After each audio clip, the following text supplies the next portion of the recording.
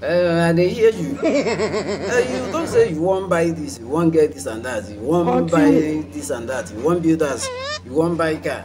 Only this few many months were meant for this year. Only these few days were meant for this very year. Now you won't get all these things. I beg, I want to ask you one question. Where you there since January? Where you there since January? Where you there? Oh, you the hustle. Mbaka to quite out also. One day, only push you na bottle came by January. Oh, well, okay. You can't reach now. You won't buy all these things, Abby. See, make I tell you.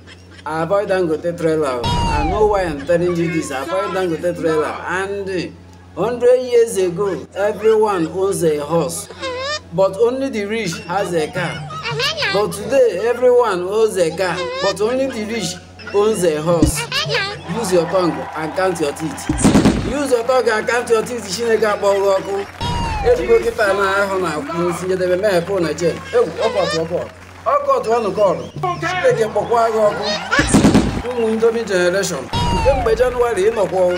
Now we get that fool. You know so go la whole abani. You to Mambasuka. Aru.